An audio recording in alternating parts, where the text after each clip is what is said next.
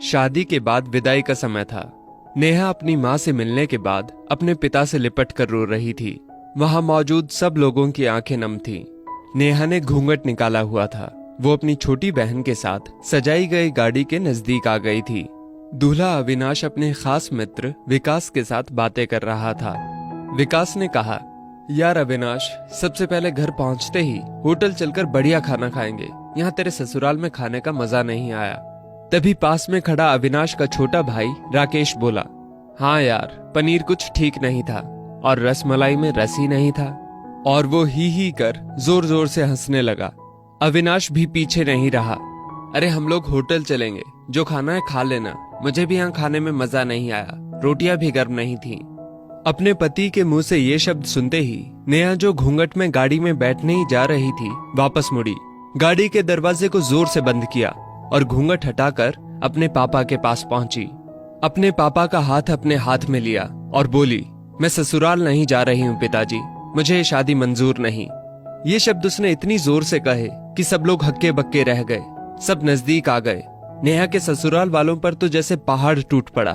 मामला क्या था, ये किसी की समझ में नहीं आ रहा था।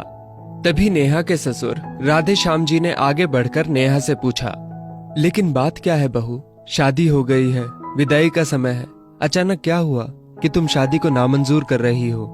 अविनाश की तो मानो दुनिया उजड़ने जा रही थी। वो भी नेहा के पास आ गया, अविनाश के दोस्त भी।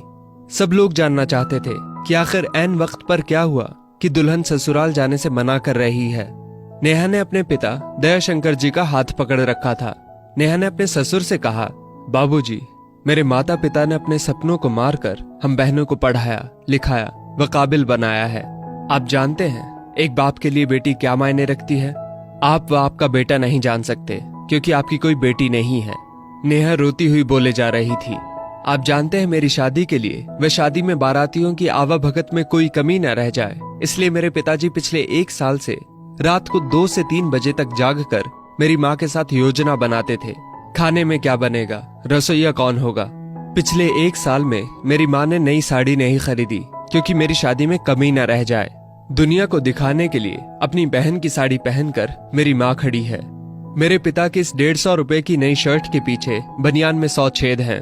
मेरे माता पिता ने कितने सपनों को मारा होगा, ना अच्छा खाया ना अच्छा पिया, बस एक ही ख्वाहिश थी कि मेरी शादी में कोई कमी ना रह जाए। आपके पुत्र को रोटी ठंडी लगी, उनके दोस्तों को पनीर में गड़बड़ लगी व मेरे देवर को रसमलाई में रस नहीं मिला। इनका खिलखिलाकर हंसना मेरे पिता के अभिमान को ठेस पहुंचाने के समान है। नेहा हाँफ रही थी। नेहा के पिता ने रोते हुए कहा, लेकिन बेटी, इतनी छोटी सी बात। नेहा ने उनकी बात बीच में ही काटी और बोली, ये छोटी सी बात नहीं है पिताजी, मेरे पति को मेरे पिता की इज्जत नहीं। रोटी क्या आपने बनाई? रसमलाई, पनीर, ये सब केटर्स का काम है। आपने दिल खोलकर वह हैसियत से बढ़कर खर्च किया है। कुछ कमी रही तो वो केटर्स की तरफ से। आप तो अपने दिल का टुकड़ा अपनी गुड़िया रानी को विदा कर रहे हैं। आप कितनी रात रोएंगे क्या मुझे पता नहीं। माँ कभी मेरे बिना घर से बाहर नहीं निकली। कल से वो बाजार अकेली जाएंगी। जा पाएंगी? जो लोग पत्नी या बहू लेने आए हैं वो खाने में कमियां निकाल रहे हैं। मुझ में कोई कमी आपने नहीं रखी। ये बात इनकी समझ में नहीं आई। दयाशंकर जी ने नेहा के सिर पर हाथ फिराया। अरे पगली, बात का बतंगड़ बना रही है। मुझे तुझ पर गर्व है कि तू मेरी बेटी है, लेकिन बेटा, इन्हें माफ कर दे। तुझे मेरी कसम, शांत हो जा। तभी अविनाश ने आकर दयाशंकर जी के हाथ पकड़ लिए। मुझे माफ कर दीजिए बाबूजी, मुझसे गलती हो गई।